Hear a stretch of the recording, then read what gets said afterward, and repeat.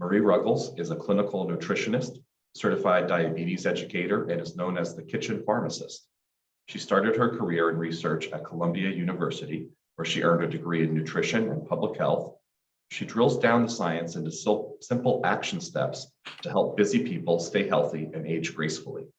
Her book, Optimize Your Immune System, Create Health and Resilience with a Kitchen Pharmacy, is a winner of the 2021 Reader's Favorite Award, a gold medal winner of the Nonfiction Book Award, and a #1 new release in medical nutrition.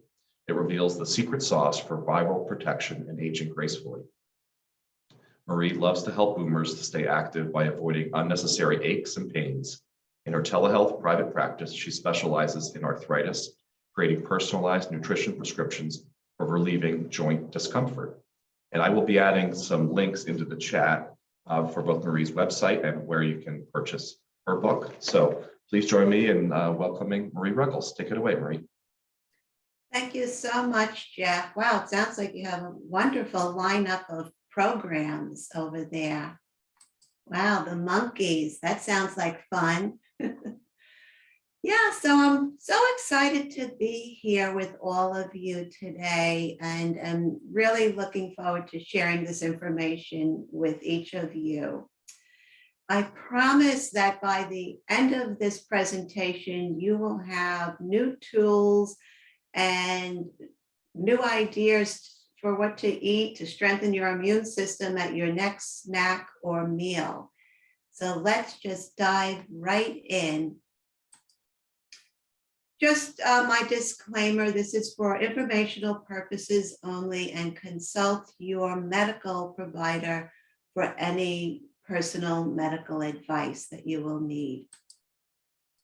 This presentation is based on a winter wellness workshop that I've been teaching for years, and also on my book, Optimize Your Immune System, Create Health and Resilience with the Kitchen Pharmacy. And it's all about strengthening immunity using a food as medicine approach. And we're going to start out with a message of hope. But first, a little bit about my personal story and why I'm so passionate about sharing this information. 22 years ago, I had an ordinary virus infection. Didn't have any fancy name, but it persisted and it left me with a lot of lifelong problems, which thank God have been mostly healed over the years. But my belief is that every virus infection should be avoided at all costs. That's the cold, the flu, the respiratory infections that circulate every year, because there are actually millions of people walking around with what is called post-viral syndrome, or more recently called long hauler syndrome. And these are very often debilitating physical and emotional aftermath from various viral infections. And it can be from anything as simple as a common respiratory infection that happens to be going around the community. And so that's why I want to teach people something that I believe should be taught in high school, to be honest with you, basic immune support, so that you can avoid most infections. This is where the hope comes in. This is my message. You can prevent most viral infections and reduce many of the pains and inconveniences of aging. So I'm going to help you to replace a sense of fear and helplessness with information and everyday tools that you can use to be happier and healthier. You can use science-based strategies to strengthen your immune system at every single meal and snack. Your immune system actually renews itself every 100 days. That is fantastic news. What that means is that as you are sitting here, immune cells are turning over, and you have the opportunity to help your body create better cells than you had 1/2 hour ago. And you are the primary guardian of your health. Your lifestyle choices have a direct impact on how well your immune system functions. And the hope in that is that you are very powerful by your choices in what you eat, how you sleep, activity, mood, and avoiding unnecessary chemicals. You are really empowered to make the greatest difference in your own health and happiness. Here's what you will learn today, with the goal of drastically reducing sick days and the inconveniences and struggles of aging, using whole foods to boost your health, the 5 critical nutrients that you absolutely must have for your immune system to run at full throttle, superfoods that actually derail infections, and the action steps for my 3 phases of immunity. Everything we speak about here today is in the realm of prevention, and that is truly where the power is. Even if you have something that has already started, for example, such as minor aches and pains that may indicate arthritis, you can turn the clock back on these. And it starts when your feet hit the floor every morning. Decisions you make about self-care. What are you going to have for breakfast? Are you going to get any sunlight? Are you going to connect with other people? Phase 1 is the priming, and that's your daily choices that prepare a robust immune system and also help you to age gracefully. Phase 2 and 3 are when you bring on reinforcements for short-term antiviral support. Phase 1 is the foundation, and that's where you make choices that build resilience. Phase 2 is exposure to a sick person. This is when you're going to dig into your kitchen pharmacy and use some of your tools to stop viral replication. So you're not sick, but there's a potential for viral transfer.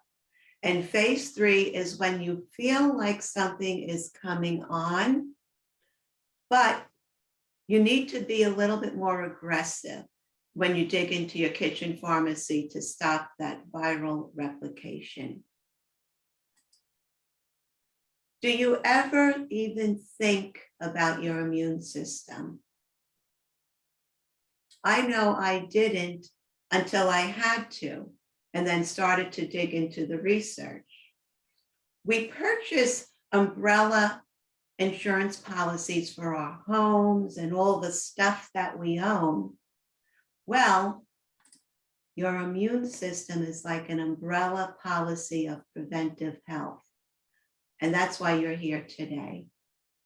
It is your preventive health against viruses and what I like to call the dreaded ABCs of aging: brain drain, arthritis, and cancer. Here's a little bit about viral transfer, how it happens. You're in the room with somebody. You could be at work. People come into work sick because there are so few vacation days that they want to save them for when they really have a vacation. So that happens. You could be taking care of a sick family member, picking up a sick child, a grandchild, and you're in the car while they're sneezing. Or maybe you're at a party and you're using the spoon to serve baked ziti that someone used and they were sick. And now you scratch your nose and you've just given admittance to one of those viral particles. If it hasn't reached you from across the room, it can reach you from a spoon or a wine bottle. And the next step that happens is that that virus will set up in your nose and throat and start to replicate. And that could happen for a few days. And then it migrates down to your lungs. And that's when you have mass replication that leads to illness. This is the time to intervene right at exposure. And that's really challenging because you feel fine, but this is truly where the secret sauce resides. Taking action at the moment of exposure. Now, here are just a few snippets from research articles. I want to show you what is happening right now in laboratories across the country, in university laboratories and at the NIH. They're looking at studies just like this: vitamin C and upper respiratory tract infections, green tea, and the incidence of the flu, vitamin D, respiratory tract, lifestyle factors and pneumonia, Indian spices, rosemary and virus replication, and even chicken soup. And yes, there actually is research on chicken soup, and it is really good stuff. We're going to start with the foundation of phase 1, and that is my Whole Foods 10. These are guidelines that are very well founded in the research for the things you can do at your next meal that truly make a difference. So the first one is having a plant-focused diet. Now, this doesn't mean that you need to be a vegetarian. What it means is that half of your plate should be filled with vegetables, or you may want to have more bean meals in place of meat meals. But just start wherever you're at. If you have 2 vegetables a day, just simply try and up it to 3. Probiotics, and we'll speak more about all of these later. Daily probiotics, a daily superfood, a variety of colors, daily leafy greens, and that would be in the form of a cooked leafy greens such as spinach or kale, or a salad, carbohydrate balance, and having a generous amount of herbs and spices. Plus having a good balance of fats and oils. Now, oftentimes when we see pictures of fats and oils that are healthy, we'll see something like this on the right: olive oil, salmon, nuts, avocados. And these are great, and they should make up most of what you're putting into your food in terms of fats and oils. For example, you should have at least 3 tablespoons of olive oil a day. But if you look up here, this is a cell membrane, and the outer layer is made up of fats, including saturated fats, which have unfortunately been demonized in the media. But in order for your cells to work properly, and everything related to your health starts with cell function, you need to supply it with some of the saturated fats for this outer layer. And therefore, you should have some coconut oil, whole milk yogurt, which also contains the probiotics, and butter or ghee in your diet. Now, here's an easy way to incorporate several of the things I just did in one simple salad. Simply fill your bowl with a variety of colorful leaves, including green leafy vegetables. Maybe top it with some raw nuts. Add in miso. This you can blenderize into your salad dressing because it's lumpy. This is a probiotic. And then make your own salad dressing with olive oil. And you can pick up packets of Italian salad dressing mix at the grocery store and just add your own oil and vinegar. Do you see how simple that is? Just with a salad, you cover several of the points that I just spoke about in the Whole Foods way of eating. Here's another great idea. Make a plate of vegetables and then saute garlic, ginger, and onions in coconut oil and throw that on top. This is a delicious coconut oil. It's butter flavored, and you will find yourself going back for seconds, and eating more vegetables can only benefit your body in many, many ways. It's always a good idea to up your vegetable game. Now, I have a question for you. Based on what we just spoke about, do you have an idea for one step that you can take for your next meal? What is one thing that you can change? Just take a moment and type that into the chat, and I'll take a look at that.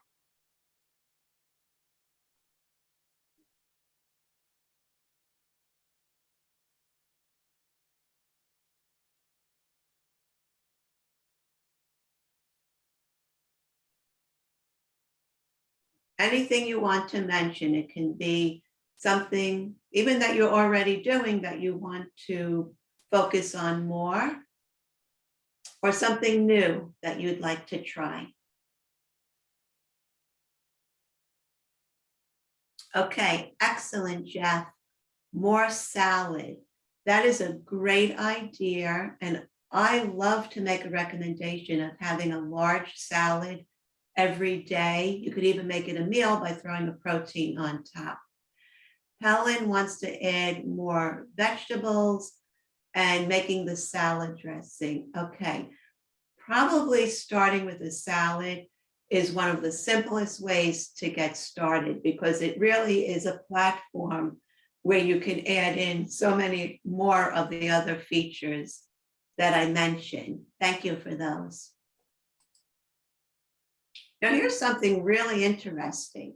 Because we have become a meat craving culture, we are dedicating more farmland to raising livestock, which puts us humans in closer proximity to these animals. Well, these animals carry viruses that hop over to humans. So our love of meat is making us more susceptible to viral infections that start with the livestock. One of the things you can do is eat less meat and have more beans. The other thing you can do is to switch to grass-fed meat. Now, this picture on the top is a CAFO, a confined animal feed operation. And this is how your typical piece of beef is raised. The animals are often in several inches of filth, and that's why they need to be given antibiotics. You might want to take a look at the standards of this farm. This is where I order some of my meat from. And then look for, you could order from here, or you could look for a local farm that follows the same standards. It's much more humane. The meat actually has more nutrients, and it doesn't have this. The American Public Health Association had issued a moratorium on these CAFOs. And they went on to say that CAFOs are the point of origin for pandemics. Isn't that interesting? Look at the date, 2003. That's when this information was put out. And they go on to say the point of origin for pandemics, since they create the perfect environment for pathogens to be transmitted from livestock to humans.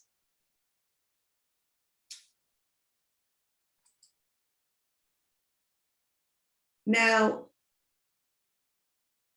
one of the overall picture here is to consider eating less meat, to buy organic meat because it doesn't have antibiotics, but preferably the grass-fed, but to let your whole foods crowd out the processed foods in your diet. And the result will be filling in the nutrient gaps that will fully armor your immune system, because your immune system needs to be equipped with nutrients in order to do the job that it was intended to do.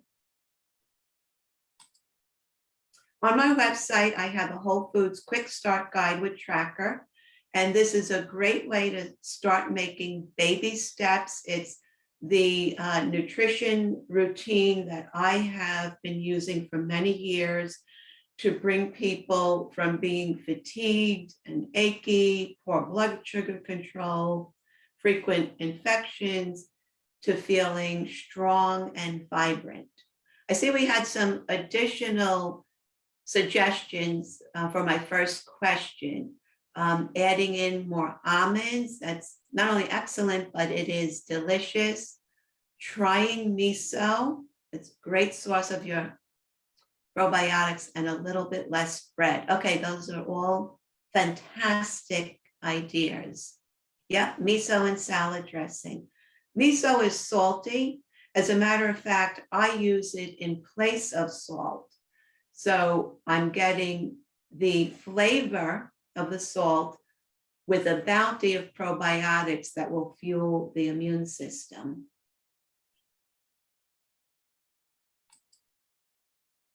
Here's another simple idea that will up your nutrition game just profoundly. Herbs and spices are greens on steroids. A little bit of parsley will deliver such a wealth of nourishment to your body. And an easy way to use it is to sprinkle it on a salad. Say it's sprinkled in here. Simply buy parsley, dill, cilantro, whatever you love, basil, chop it up and leave it in the refrigerator. And it will last, basil doesn't last that long. The other ones will last, if they're very fresh, for 5 days. And then just sprinkle it on anything that you're cooking. And that's a great way to power up any meal. Let's take a look at a few things that hinder immune function, because we want our system, with the threat of we will have aggressive viruses continuing to enter our community. It's been happening over years. They won't necessarily be pandemics, but they will make you very sick. And I've seen this in the past few years, especially in high school and college age students, coming down with respiratory infections that will lay them up for 1 or 2 weeks minimum. And they're not just a little bit sick, they're very sick. Excess antibiotic intake. Okay, so you can avoid that by either less meat or organic meat. Chemicals in personal care products. This is really interesting. Take any ingredient from cleaning care products, toothpaste, anything you use on your body, and put it into Google, preceded by dangers of. It turns out that the US government has grandfathered in thousands of chemicals without testing them. So companies can use these freely. They have not been shown to be safe. The European Union, which is the equivalent of the EPA in Europe, has banned thousands of chemicals. Do you know how many the United States has banned in, I believe it's the last 36 years? 11. So that stuff is lingering in your products, and it's affecting your health at the cellular level. Avoid toxins in food packaging, especially plastic containers. And just simply swap out one product a month, and then in 1 year, you will be in a much better place. Oh, I wanted to mention these tea bags. This is a new triangular tea bag that's made of plastic. Where do you think that plastic goes when it's sitting in your hot water? Into the water and then into your cells. And it stays there. It doesn't just get urinated out. These are containers I love, lightweight stainless steel. I even like them better than glass because you don't have to worry about clanging them around and them breaking. I probably have about 15 of these in all sizes. Now, inflammation is at the root of most chronic disease. You also don't want to start an illness with a low level of chronic inflammation in your body, because illness increases your level of inflammation. For example, lung inflammation, when you really get sick, that can lead to your being on a respirator. Many of us, even those who feel perfectly well, have low-grade inflammation. And this is where it comes from, the processed foods. I do have a blog on my website about processed foods. I believe I have a list of all the processed foods and what you can substitute with. Too much sitting, too much belly fat. Here are 2 labs that you can request from your medical provider, and you don't need an appointment. You can just ask them to electronically transfer the lab slip to your local lab. HSCRP, that's an indicator of overall inflammation, and it should be less than 0.5. Anything above that means that you have a level of chronic low-grade inflammation, and a measure of how well your body is processing sugar and carbohydrates. That is your A1C. You don't need to have diabetes to have this checked. Everyone should have it checked twice a year. And it should be below 5.1. If it's higher, it likely is contributing to inflammation. And then lastly, mood, a chronic state of anxiety, sadness, emotional despair, has a physical effect in the form of increasing inflammation. And so that is something that you should work on, either by having counseling or another mode that you're comfortable with. The good news is that all the strategies that I'm teaching you about will also help you to look better, because eating healthy also helps to prevent wrinkles and give you a beautiful glowing complexion. And this is called inflammation plus aging, which can be reversed with food. Okay, here are a few of my favorite skin foods. Salmon for those omega-3 fatty acids, all colors of berries, and beans in any form, bean salad, lentil soup, anything that you could think of, hummus, which is made with seeds, any way you can get more beans into your diet. All wonderful nutrients that feed the skin. Now, we're going to spend most of our time talking about food and the antiviral strategies, but I do want to spend a moment on lifestyle and immunity. There are actually thousands of studies showing a connection between sleep activity and mood, and if you don't manage them, how it derails and damages your immune system. Sleep, you should get the amount that's right for your body. Daily activity. I have a friend who lives upstate New York, and last winter she told me that she walks when it is 4 degrees, and she's kind of on the frail side. She's a cancer survivor, and she said, you just have to bundle up. So I tried it last year, not at 4 degrees, more like 25 was my limit. And I have to tell you, there is nothing more invigorating than walking on a safe path after a snowstorm or even when it's cold. And so I recommend that you give that a try. Walking in the cold is not right for everyone, so you need to check in with your body. And then mood management. I personally am most vulnerable to getting sick when I am in a phase of emotional distress. Now, emotional distress is a part of being human. What I'm most concerned about is chronic anxiety, overwhelm, depression, despair. And that's really when you need to seek help. And I'm a big fan of counseling.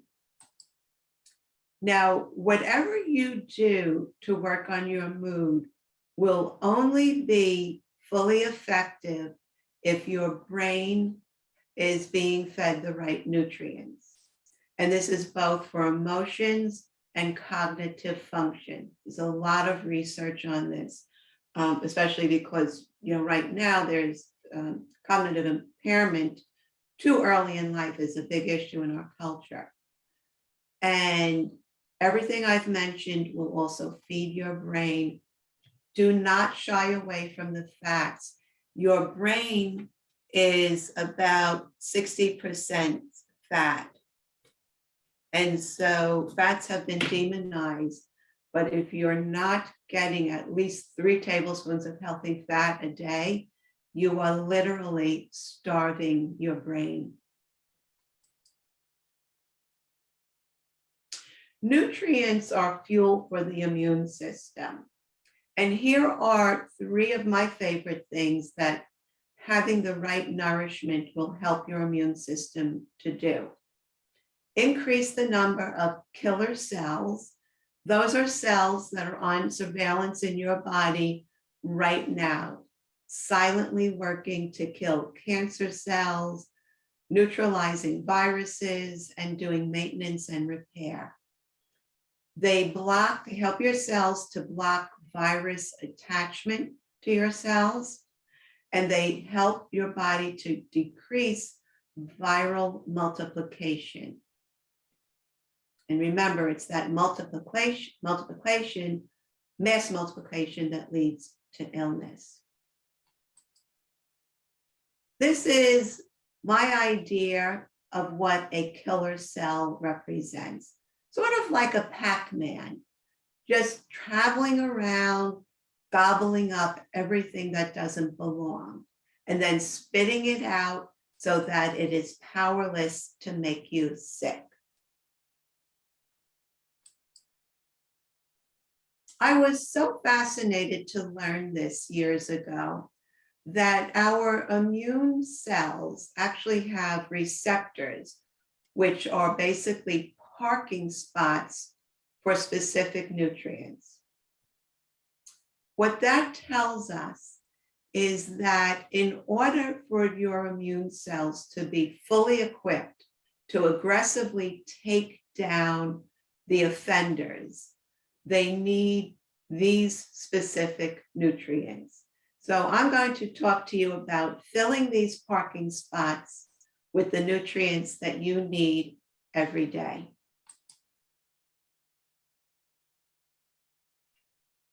Here are 5 of the most important critical nutrients for fueling your immune system. The vitamins A, D, and C, and the minerals, zinc and selenium. All of this on top of that foundational whole foods diet that's going to provide everything else. And then we will add in a little bit of sunshine for the vitamin D and supplements when needed.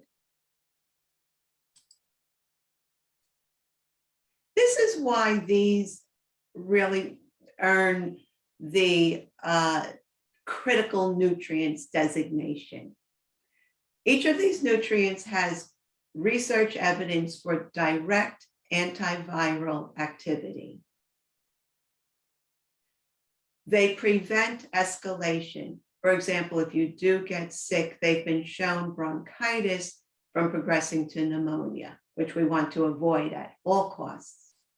They are deficient in most people, even nutritionists and people who are trying hard to eat healthy, because our soil is deficient. So if you're eating kale every day, it simply won't have everything you would hope it does because of the state of our soil. And now is the time to build up your stores, because as your immune system is silently neutralizing pathogens, you want your cells to be well equipped to work at full throttle.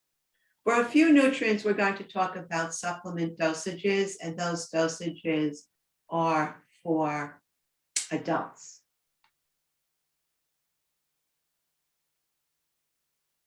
I think there's a question, does broccoli lead to aging skin?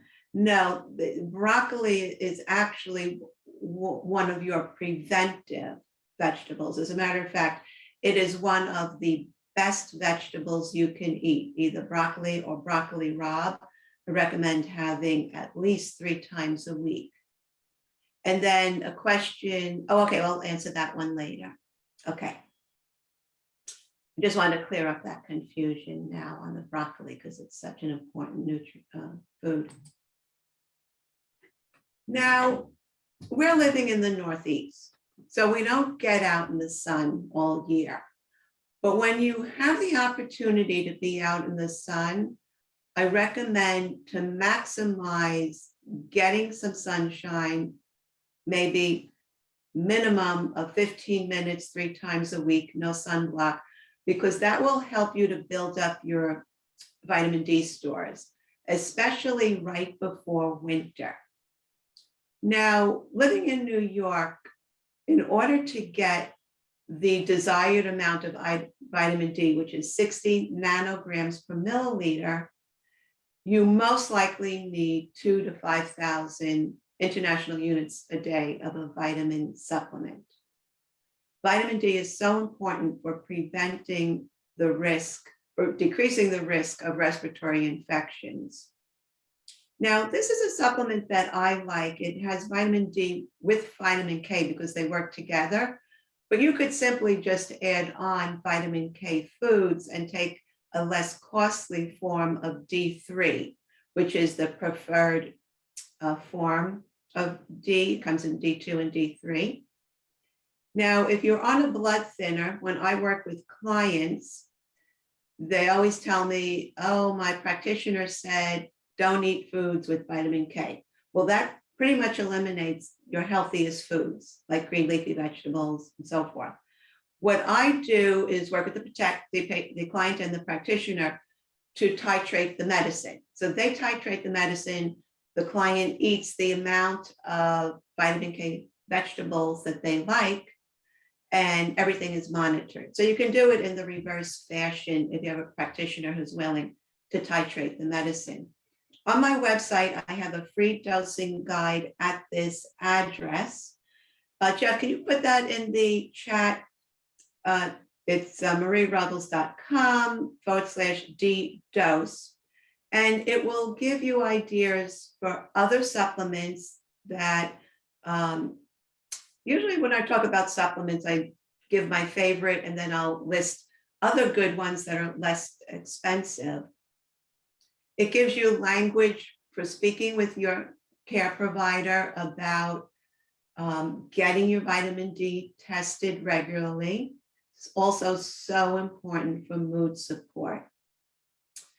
Again, you don't need a medical appointment. They can, in 30 seconds or less, send a script over to your lab.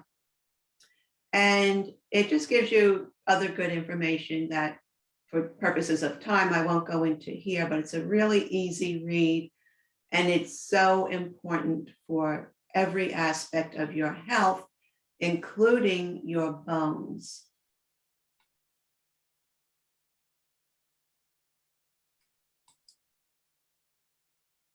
Vitamin C is a powerful antiviral. Researchers that I have dialogued with will actually say that, quote unquote, powerful antiviral. This is really fascinating. Most animals make vitamin C. As humans, we used to make it, but there was a hiccup in our DNA and we stopped making it. When animals get sick, their bodies mass produce vitamin C until the infection is resolved. And that's probably what our bodies would do. And we would have a lot more help, but we don't make it anymore. So we need to take it. Start with food. Now, these are pictures of foods that I have every morning with my breakfast. And I recommend, in addition to having a half plate of vegetables or working up to that at lunch and dinner, to start your morning with a vegetable or a fruit that is high in vitamin C, either breakfast or a mid-morning snack. Now, here are some of the things that I do to make it easy. I know some of you maybe want to make it simple, or you're running out the door and you need this to be simple. Just rinse off a batch of mini tomatoes, rinse them off one day, and a little container will last you for a few days. I eat these mini peppers like fruits, chock full of vitamin C. A tangerine, strawberries, kiwi. These are all great ways to start your morning. You need to have vitamin C throughout the day because it's not stored. And I recommend starting with at least 500 milligrams a day. And you want to have that in divided doses. So 250 at breakfast and 250 at dinner. If you're especially prone to getting whatever is going around, I recommend going with the 1,000 milligrams a day. This is a product I like because it's grown on food. It's a food source of vitamin C.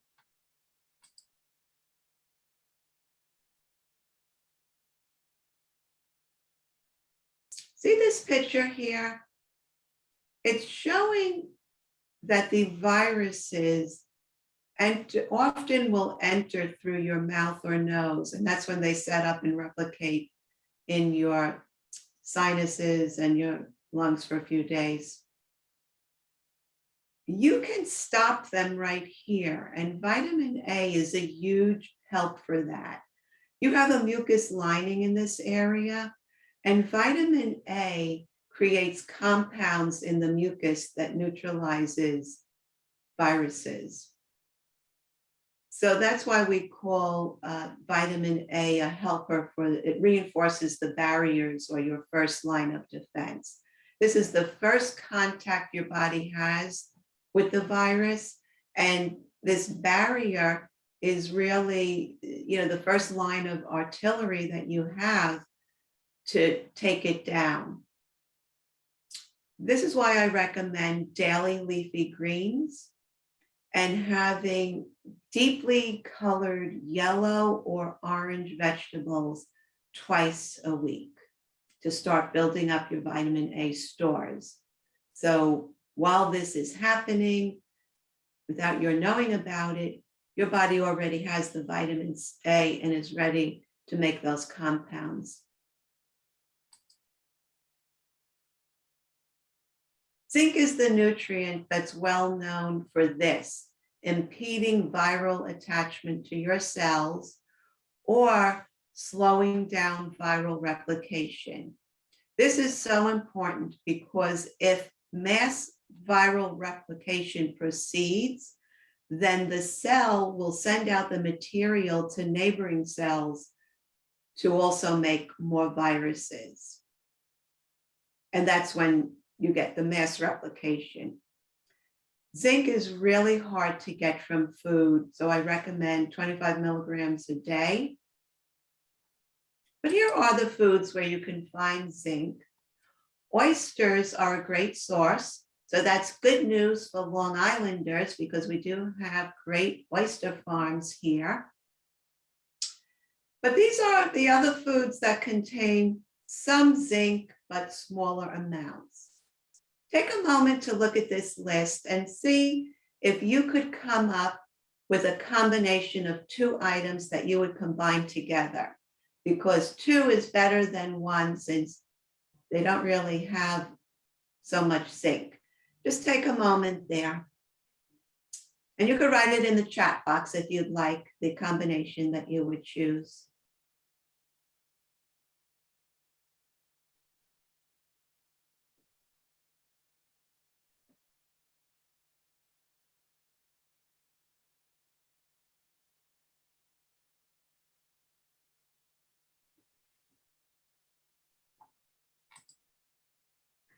Here are a couple ideas. Make a lentil soup with mushrooms. So you have two small sources adding up to a medium source. We'll learn more about how great mushrooms are in a moment. Or top your oatmeal with pumpkin seeds. And a favorite is to add chickpeas, also known as garbanzo beans, to a salad. And by the way, that makes a great meatless meal. Okay, Jeff, cashew chicken. Great idea. Thank you for that. You can even get that when you don't feel like cooking and you want to order out Chinese. Selenium is one of those nutrients that's well known for preventing escalation of a condition. And you can get the amount of selenium you need by eating just one Brazil nut a day. Shrimp is another good source of selenium, as are sardines. Now, it seems like there are two types of people in this world, those who love sardines and those who will not touch them. I trained myself to tolerate sardines. Can't say I love them, but I buy this brand and it has a Spanish style. It includes a hot pepper, which balances the strong fish taste of the sardines. And then I put it onto a salad with a strong salad dressing. They're also a wonderful source of those healthy anti-inflammatory omega-3s. It's having a can of sardines is the equivalent of taking an omega-3 supplement. So I encourage you to supplement. They come in other sauces, mustard and tomato sauce, if you're brave. Now we're going to move on to superfoods. What are superfoods? Well, they are a very special category of foods. This is how I like to explain it. They contain compounds with a switch, when turned on, sets in motion a series of steps that promotes health. And here's an example. Turmeric stops cancer cell growth. And most of us have cancer cells in our body all the time, and our immune system is always taking them down. Turmeric will stop the progression of a single cancer cell developing into a tumor. That is the action of a wonderful superfood. And turmeric is probably the most potent superfood that you have in your kitchen pharmacy. It's a very powerful anti-inflammatory. Turmeric is the name of the spice, and it's contained in curries. So if you eat Indian food, you're getting it. But curcumin is a name you might see around, and that's actually the medicine that's inside the turmeric spice. I recommend having turmeric daily. And here's something interesting that you could add on to the salad recipe that I already gave you. Blenderize in 1 or 2 teaspoons of turmeric to your salad dressing. Have a salad every day, and there you'll have your dose of turmeric. The turmeric needs pepper and oil to be fully absorbed, and salad dressings, especially, for example, that powdered salad dressing mix that you make with olive oil is going to have each of those. Many nutritionists take this botanical treasure supplement. It is the herbal and turmeric equivalent of a multivitamin. And this is an amazing product for decreasing inflammation, decreasing aches, and protecting cells against those dreaded ABCs of aging. Ginger and garlic are superfood antibiotics. Use them throughout your cooking. Great for flavoring vegetables. And elderberries. This is probably right on the very top of my list of superfoods. In my book, I list about 20 of my favorite superfoods, but elderberries are really a wonderful daily shield of protection.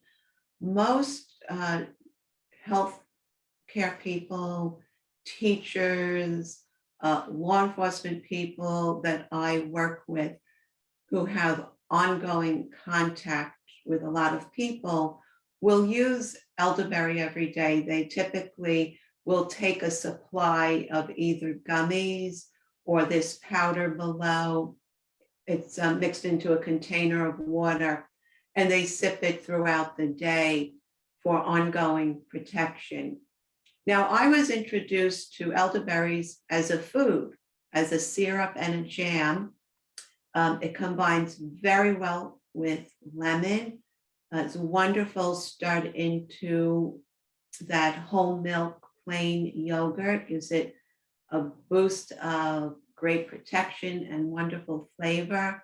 Could use it on pancakes, but now it does come in many forms. Now, the elderberry itself is also rich in vitamin C and zinc, but this product adds additional C and zinc. Over 1,200 studies, and growing, on elderberries.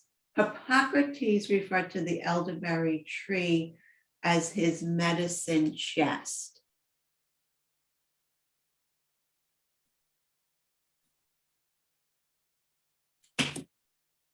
And I recommend definitely having this in the house at all times.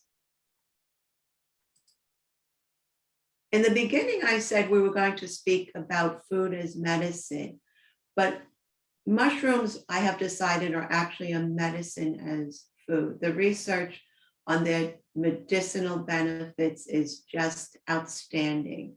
And they've been used for over 2,000 years for these properties. I recommend experimenting with mushrooms. We have access to so many different kinds now. There are a few Asian grocery stores on Long Island, and they have a really wide selection of low-cost mushrooms.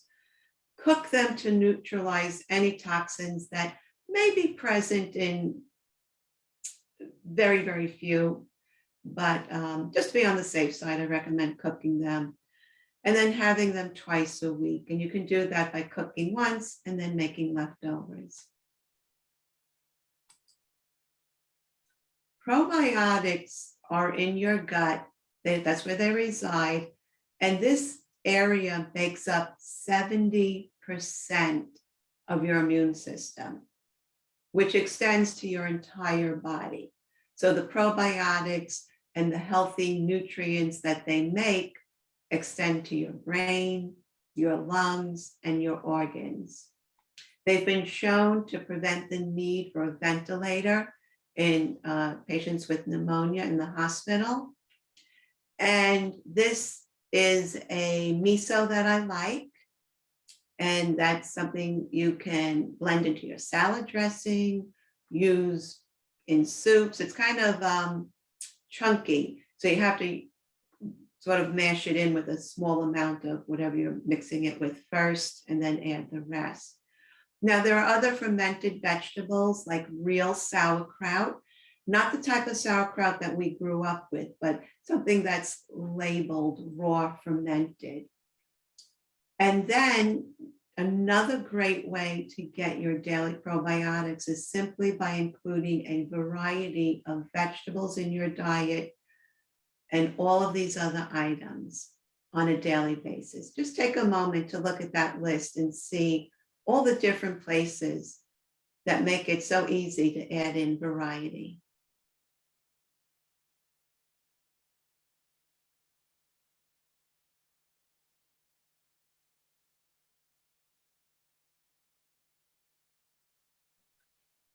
It can be as simple as having a few different teas instead of drinking the same tea all the time.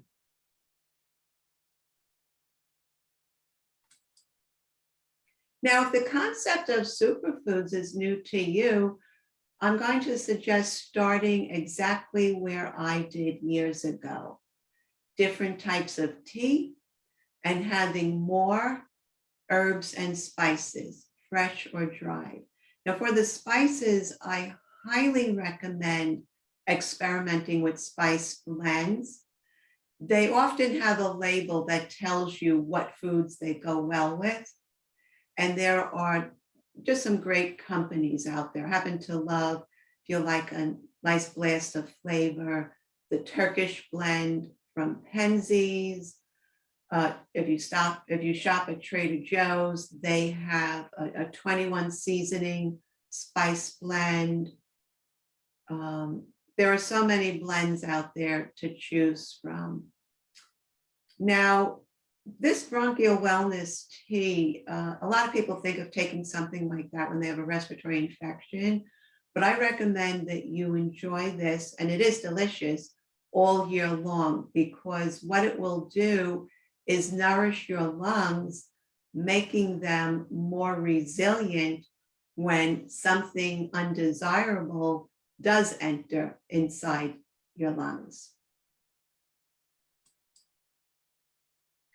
Kitchen pharmacy, what is it and why do you need one? Okay, so we're going to talk in a moment about a few items to add in, but mostly it's what we've been speaking about: superfoods, teas, supplements.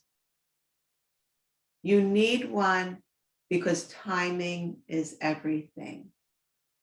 If you are potentially exposed tomorrow, there is no time to shop. And this is where the secret sauce lies in prevention. Now, I have to be honest with you, even though I've been teaching this for years, it took me a long time to practice this myself. Why? Because it's so hard to use up yourself or even to remember to be proactive when you feel fine. But if you know that someone came into work and they're sniffling, or you're taking care of a sick family member, or you're in a work environment with constant exposure during a time of year when there's something circulating, you have been exposed. It's hard to use up your stuff when you feel well, but this is truly where the magic happens: prevention. Okay. Back to our prevention action plan. Phase 1, daily. Phase 2 and 3, short term.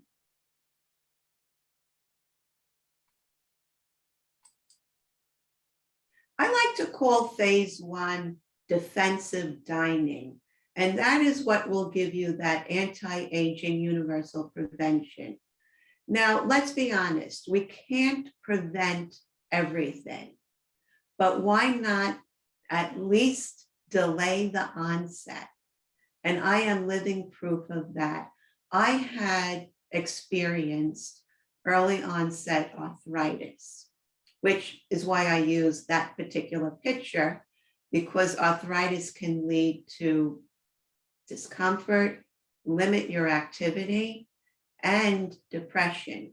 And so it's one of my favorite things to help people with.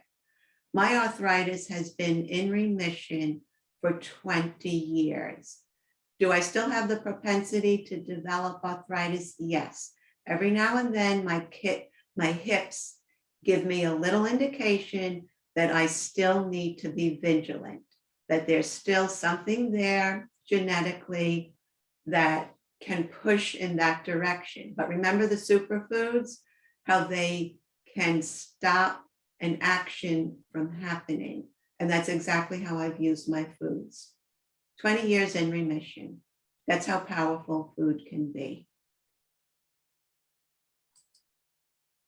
Now, phase 1 timeline is every day. It's everything we spoke about, the whole foods way of eating, at least one superfood a day, building up your nutrient stores, and managing mood, sleep, activity, and minimizing those chemical immune blockers that will literally shut down your cells. If you're interested in a good book to read more about the toxins, I highly recommend Joe Pizzorno's book, Toxin Solution. Fascinating.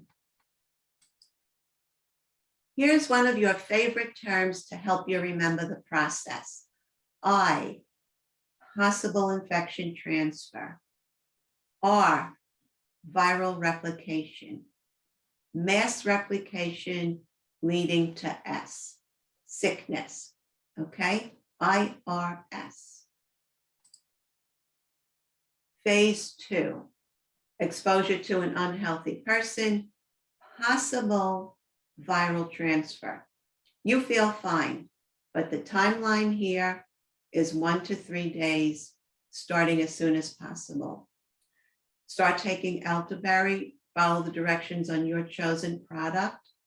Add an extra superfood such as nutritional yeast, 2 cups green tea, 2,000 milligrams vitamin C, divided between 3 meals and bedtime. Bedtime is so important. That is when we do most of our detox and healing.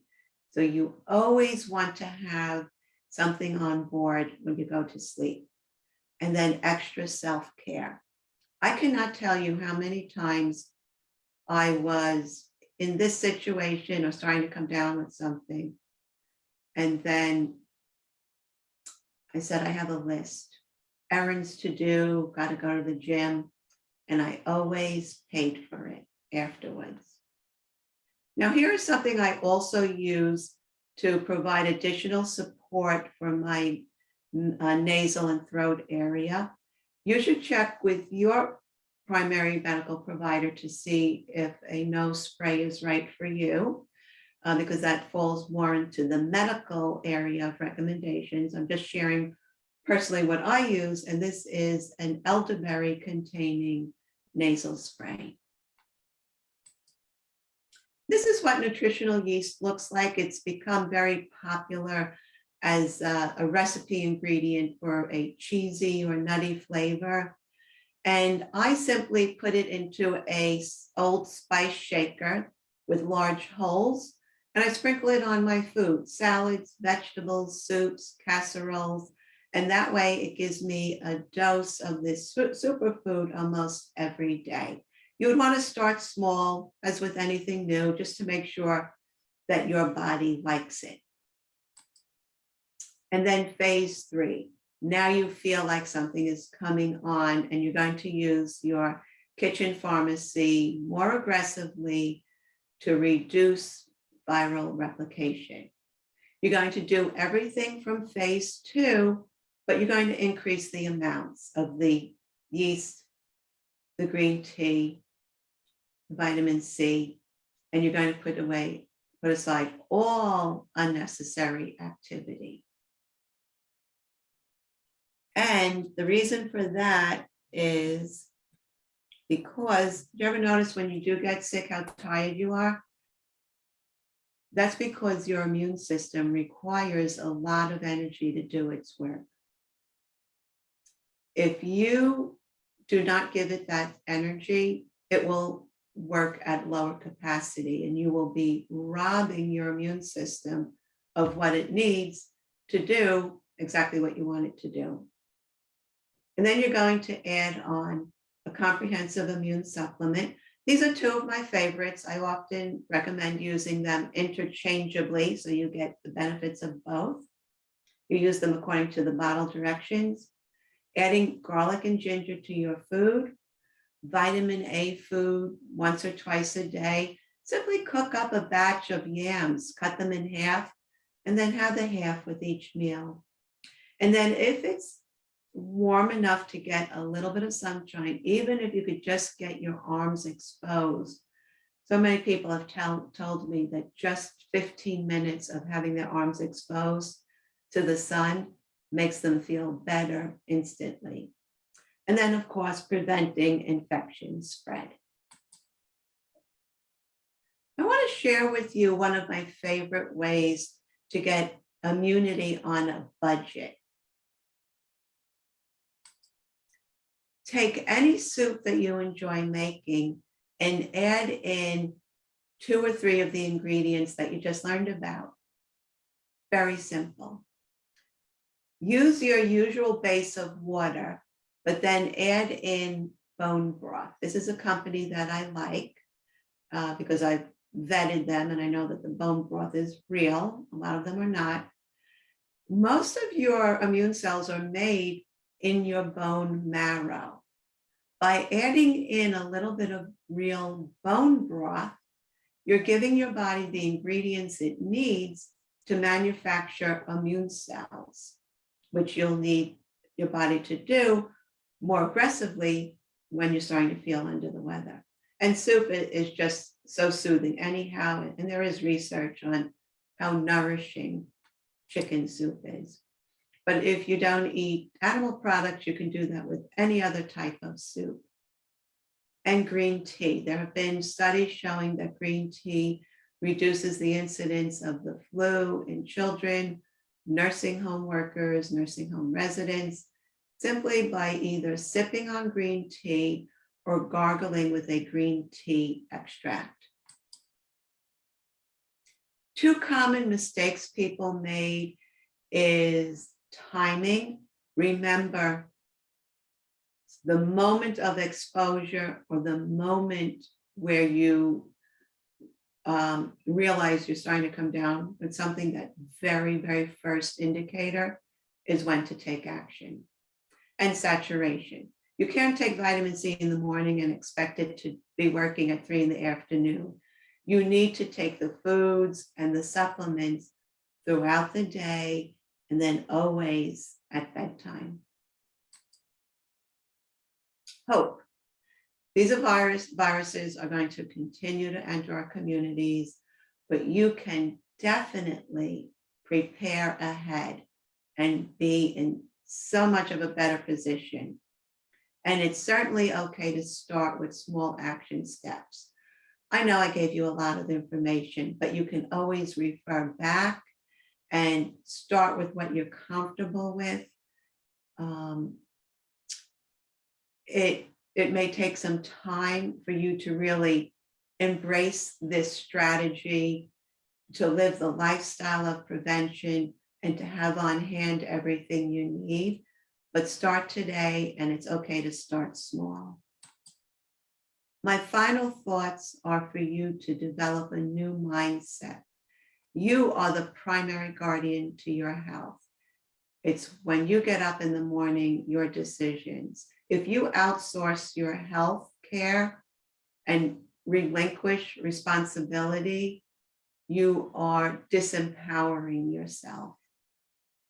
Act now to build your kitchen pharmacy. And the power is in prevention, building resilience, and then taking reinforcements when needed. If you like this type of information, you can get more of it from my book or visiting my blog. And you can visit my website and contact me there if you would like to talk about having me speak for your organization, or a telehealth appointment for diabetes, arthritis, or some of the other conditions that I specialize in. Okay, well, let's take a look at your questions. Let's see, I'm gonna go up. Swapping out metal, okay. Plastic has contaminants in it. All plastic, even if it says PCB, plastic is still made with chemicals. And when you put food in there, it leaches into your food. So that's why, I mean, you could use plastic containers for something that's dry, but for anything that's wet, and especially soups, the compounds from the plastic will leach into your food. And remember I showed you those parking spots on your immune cells? The compounds, the plastics, will go into those parking spots. And then it will block the nutrients from getting in, and it will block immune function. So that's why I suggest swapping out the plastics. What about dried herbs? Definitely you can use dried herbs. They're very convenient to keep on hand. And if you can, I also recommend adding in the fresh herbs when you can, because they are different. But definitely you do get benefit from the dry herbs. And try to use more and more. Try to learn to enjoy the flavors and up your game in terms of the amounts that you use. I prefer unsalted dry herbs so that you could add the amount of sea salt that you want. If salt is the first ingredient in a blend, you'll be getting mostly salt and not much herb. Okay, any other questions? Feel free to type them in, or if you're not comfortable with that, you can certainly unmute yourself. Yes, definitely. And I have a question, and I'm sure Bob has some questions that came to him as well. I want to first off, again, thank you, Marie, for a terrific presentation today.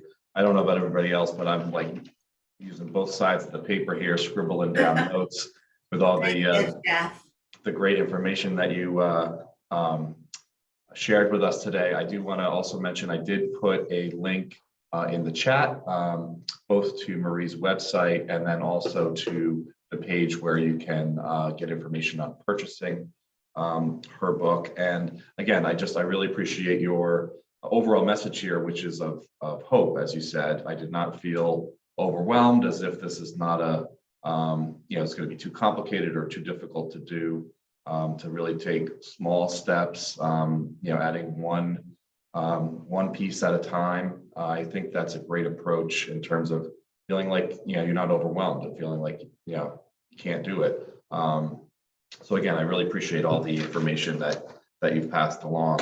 One of the questions, sure. One of the questions that came to me is I've read that fresh fruits and veggies stand to lose some of their nutritional value during transportation and storage. What is your opinion on fresh versus frozen? Oh, that's a good question. Yes, try to eye the vegetables and fruit to see if they look fresh.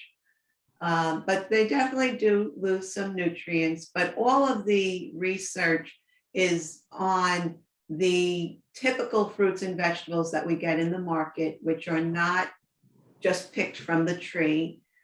And the research on those still shows profound benefits from increasing mostly vegetable consumption. Fruit has natural sugar, and it's okay to have the amount that's right for you. And you can tell by having that A1C test that I mentioned in the beginning, but mostly vegetables. Now, some of the frozen vegetables are frozen as soon as they're harvested, so they do retain more nutrients, but I find that people don't eat as much frozen vegetables because they just don't taste as good. But so my order of preference is fresh from Long Island Farms. You have an amazing farmers market in Port Washington, right? I mean, that I am envious of you having that market there. You have local farmers. They are picking the fruit the day before they come, sometimes the morning where they come. So that's my first choice, is supporting our local Long Island farmers. The second is fresh, third is frozen, and fourth is canned. But always keep something frozen on hand because, I mean, let's face it, we don't always get out to the store. Now we have all of these shopping delivery services, which makes it so much easier to have a supply of fresh vegetables. But the fresh are still my top choice. Good question. Great. Let me check in with Bob, see if he has some questions that came to him. Sure. Hi, Jeff. I did, but it was the question that was just covered. Frozen vegetables versus fresh. Okay.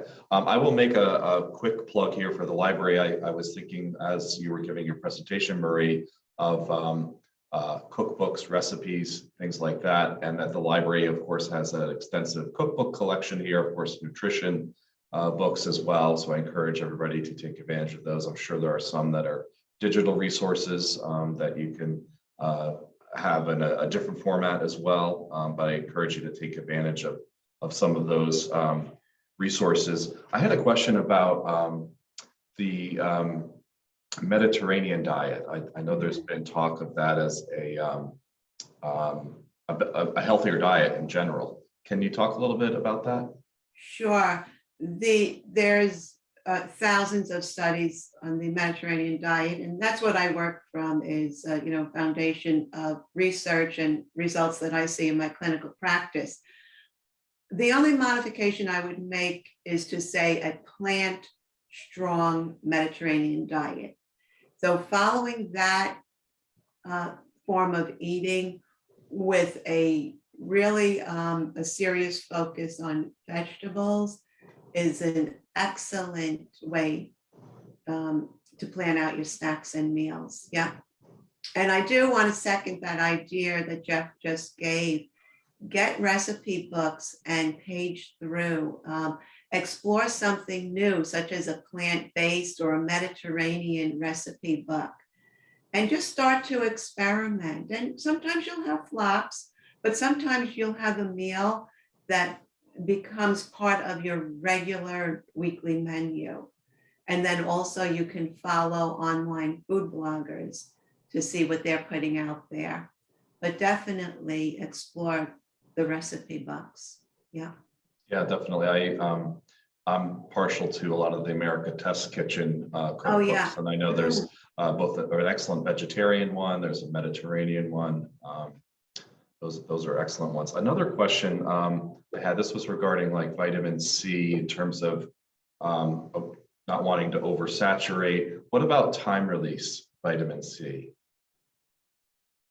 I wouldn't pay more for that because vitamin C enters your body. The cells take up what they need at that time, and the rest is urinated out. So what the studies are showing is that getting vitamin C through your foods first, because they're in most vegetables, and then a lot of your fruits, especially citrus. So you can definitely get it with your food throughout the day and then dividing the supplements, because I believe that even with the time release, that you just don't get what you think you're getting, and it often will cost more. So I wouldn't pay more for that.